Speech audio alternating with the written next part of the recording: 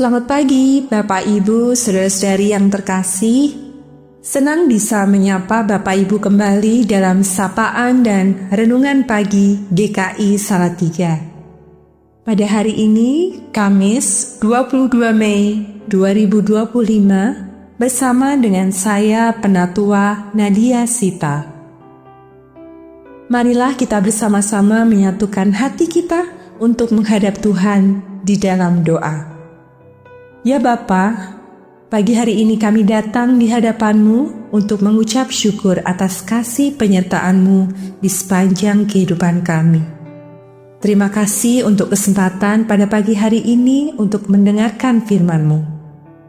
Saat ini kami datang dengan kerendahan hati untuk memuji dan memuliakan nama-Mu.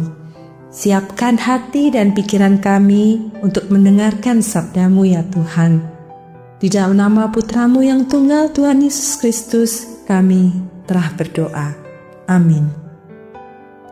Bapak, Ibu, saudara-saudari yang terkasih, renungan kita pada pagi hari ini diambil dari kitab Galatia pasal 5 ayat yang ke-13 yang berbunyi, "Saudara-saudara, memang kamu telah dipanggil untuk merdeka, namun janganlah mempergunakan kemerdekaan itu sebagai kesempatan untuk hidup dalam dosa, melainkan layanilah seorang akan yang lain dengan kasih."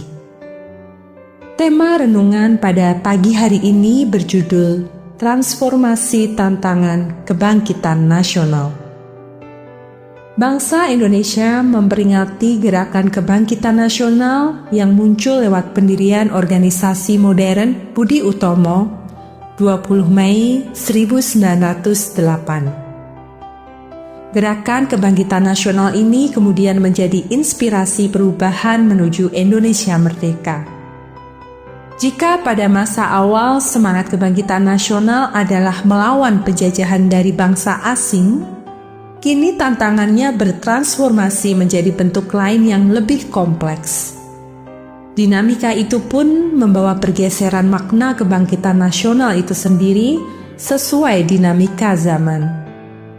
Bahkan dalam jajak pendapat Litbang Kompas pada 21-24 April 2025 terekam, publik tidak lagi menafsirkan kebangkitan nasional hanya dari sisi historis, melainkan memaknainya sebagai yang pertama, momentum untuk bangkit dari keterbelakangan ekonomi dalam wujud tingginya angka kemiskinan dan pengangguran.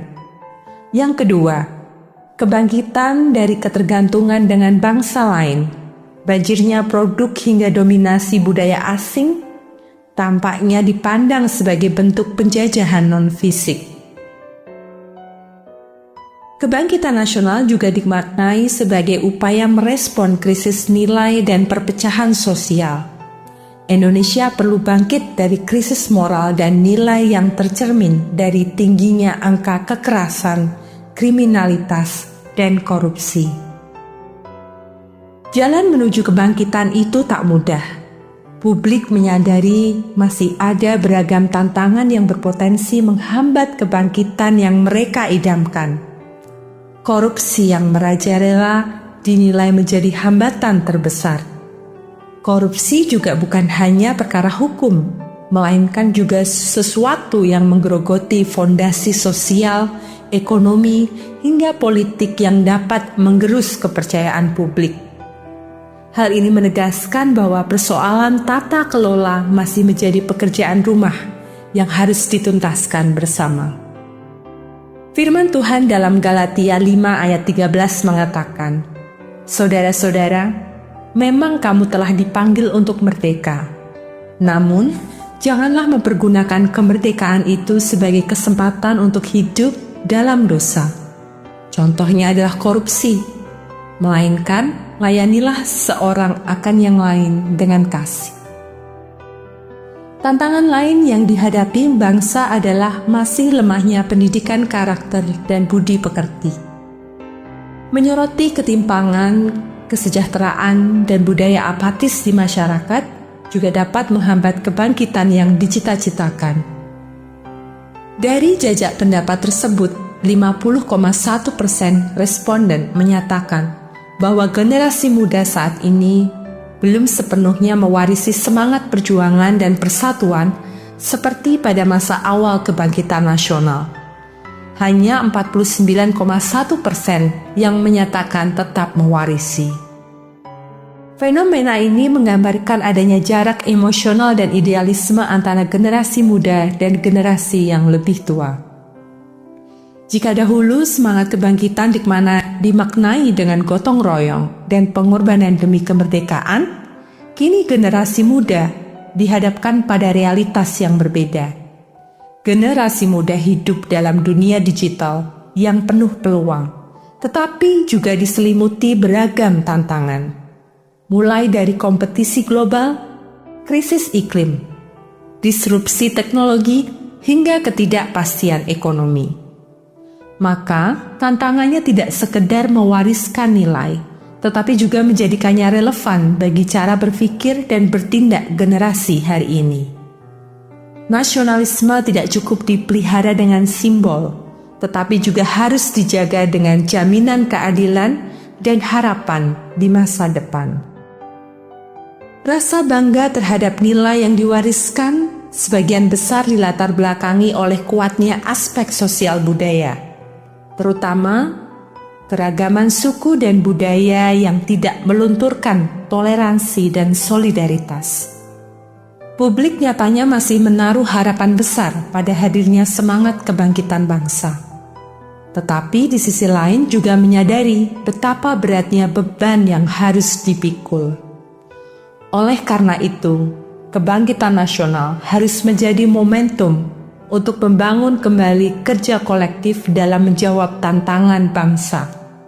Mulai dari memulihkan kelesuan ekonomi, mencegah meluasnya PHK, menjadi bangsa yang mandiri, dan lebih lugas dalam memberantas korupsi yang menyengsarakan kehidupan bangsa. Soekarno menetapkan 20 Mei sebagai Hari Kebangkitan Nasional sebagai penegasan bahwa bangsa ini dibangun bukan hanya dengan darah dan senjata, melainkan juga dengan gagasan dan cita-cita. Marilah bersama-sama kita bangkit, mewujudkan cita-cita bangsa ini dengan tidak melakukan hal-hal yang merugikan masyarakat di segala aspek kehidupan bangsa. Hidup takut akan Tuhan dengan tetap teguh bekerja sesuai dengan firman-Nya dan melayani satu dengan yang lain dengan penuh kasih. Selamat Hari Kebangkitan Nasional 2025. Tuhan memberkati. Marilah kita satu di dalam doa. Bapa kami di surga, terima kasih atas kemerdekaan yang Tuhan anugerahkan bagi bangsa ini.